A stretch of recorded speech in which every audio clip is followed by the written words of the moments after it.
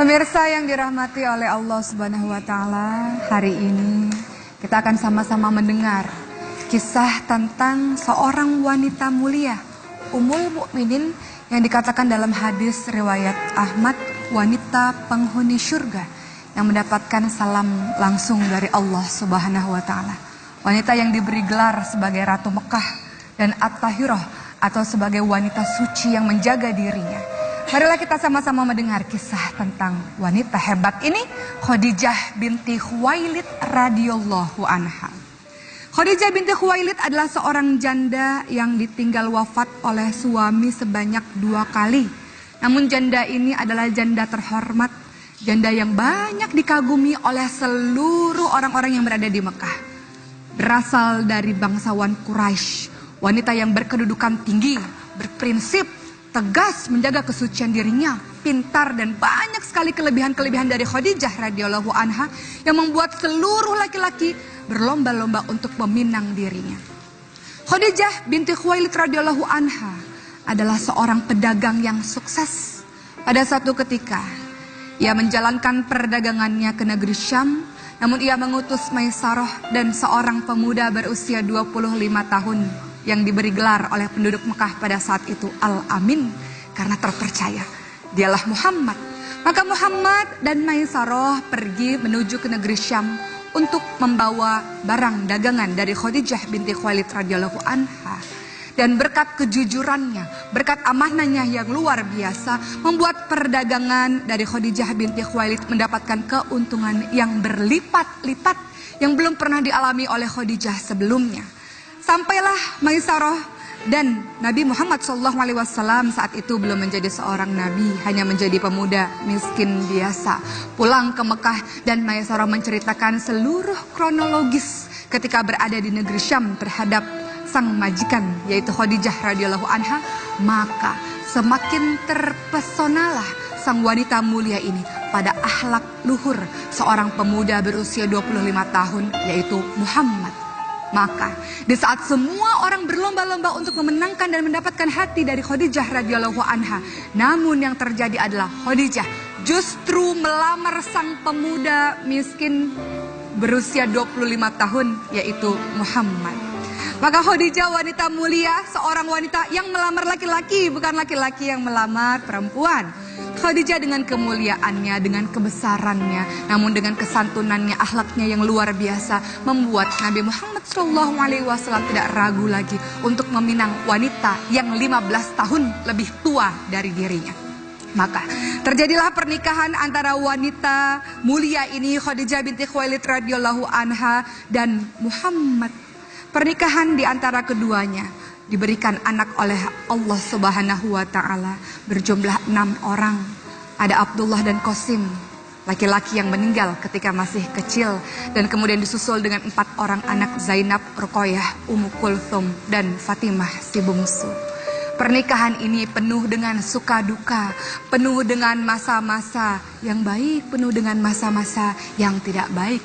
Namun Khadijah binti Khuwailid mengajarkan kepada seluruh wanita di muka bumi ini untuk menjadi wanita-wanita yang setia, siap berada di belakang suami ketika suami membutuhkan dirinya. Khadijah binti Khuwailid hadir sebagai qurrata a'yun, penyejuk hati bagi sang suami ketika sang suami Muhammad ini di usia 40 tahun menerima wahyu dari Allah Subhanahu wa Ta'ala di Gua Hira. Ketika Rasulullah SAW bertemu dengan malaikat Jibril yang berwujud seperti seorang laki-laki, pulang ke rumah dalam keadaan gemetar dan ketakutan, dan Muhammad ini hanya bisa mengatakan, "Wahai istriku, selimuti aku, selimuti aku, selimuti aku," dengan ketakutan yang amat sangat. Lalu apa yang dikatakan oleh Khadijah radhiyallahu anha ketika sang suami menceritakan kronologis ketika berada di Gua Hira? Lihatlah bagaimana qurrata a'yun, penyejuk hati ini menenteramkan hati sang suami. Sang wanita muda ini mengatakan, "Wahai suamiku, Allah tidak akan membinasakan, Allah tidak akan menyanyiakan. Engkau sesungguhnya orang yang senantiasa menyambung tali silaturahim. Engkau orang yang senantiasa berkata jujur, senantiasa memuliakan tamu dan berbuat baik, wahai suamiku." Maka Khadijah binti Khuwailid menjadi wanita pertama yang menyatakan keimanannya di depan Rasulullah SAW. Masa-masa pernikahan Rasulullah dengan Khadijah bukanlah mudah, dilewati dengan penuh duka yang sangat banyak ketika orang-orang kafir Quraisy mulai membunuh satu persatu orang-orang muslim. Ketika orang-orang kafir Quraisy bahkan pernah memboikot seluruh orang-orang muslim selama 3 tahun. Disinilah Khadijah radhiyallahu anha menunjukkan peranannya. Seluruh hartanya diberikan kepada dakwah Rasulullah sallallahu alaihi wasallam selama 3 tahun. Penduduk muslim ini, orang-orang muslim termasuk Khadijah binti Khuwailid, menderita kelaparan yang amat sangat. Mereka memboikot, tidak boleh ada hubungan dagang jual beli, tidak boleh ada hubungan pernikahan antara orang-orang kafir Quraisy dengan orang-orang muslim, dan tidak boleh ada ziarah menziarahi. Mereka diisolir, mereka benar-benar dipisahkan, sehingga orang-orang muslim pada saat itu hanya memakan dedaunan-dedaunan saja. Begitu juga dengan Khadijah binti Khuwailid yang usianya sudah tidak muda lagi, namun dengan semangat yang luar biasa membantu sang suami, senantiasa menenteramkan sang suami, hingga Nabi Muhammad SAW tidak merasakan terlalu berat karena setiap pulang ke rumah selalu ada istri yang senantiasa menenteramkannya.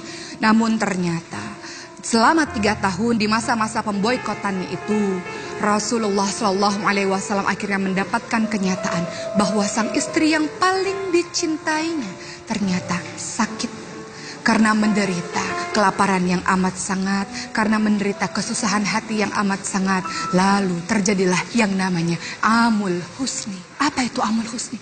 Tahun-tahun kesedihan, di mana Rasulullah SAW kehilangan istri tercintanya, wafat, dipanggil oleh Allah Subhanahu wa Ta'ala. Ketika semasa hidupnya, Allah Subhanahu wa Ta'ala melalui malaikat Jibril mengatakan kepada Nabi Muhammad SAW, wahai Muhammad, Nabi Allah, sampaikanlah kepada Khadijah binti Khuwailid mendapatkan salam langsung dari Allah Subhanahu wa Ta'ala, dan beliau mendapatkan rumah yang terbuat dari mutiara di syurganya Allah.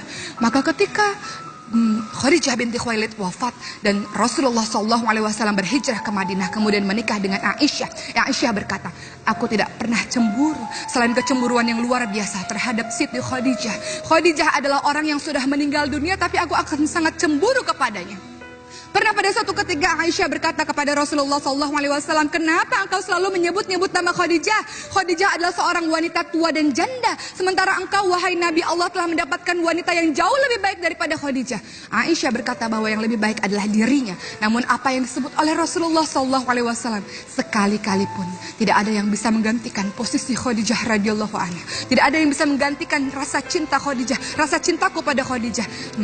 Oleh karena itu, Rasulullah SAW menanamkan rasa cinta yang luar biasa terhadap Khadijah di dalam dirinya, dan kemudian yang dilakukan oleh Rasulullah adalah apabila mendapatkan makanan, senantiasa membagi-bagikan makanan-makanan tersebut terhadap kawan-kawan dari Khadijah radhiyallahu anha.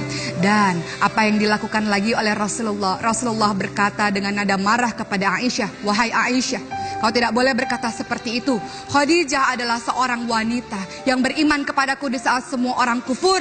Khadijah adalah seorang wanita yang berbuat baik kepadaku, menyerahkan seluruh hartanya kepadaku dan memberikan aku anak-anak. Semenjak saat itulah Aisyah radhiyallahu anha pun menyesal dengan perkataannya dan tidak pernah lagi membanding-bandingkan dirinya dengan Khadijah. Maka dari kisah ini kita bisa mendapatkan pelajaran untuk senantiasa berdoa kepada Allah menjadi sosok seperti wanita yang bernama Khadijah radhiyallahu anha. Wanita yang taat, wanita yang senantiasa membela sang suami di jalan Allah Subhanahu wa Ta'ala, wanita yang memuluskan jalan Rasulullah di dakwahnya Islam, dan wanita yang senantiasa berada di sisi Rasulullah dengan penuh kesetiaannya. Mudah-mudahan dari kisah Khadijah kita bisa belajar untuk menjadi istri-istri yang menjaga kesucian diri, istri-istri yang setia pada saat suka maupun duka, insya Allah.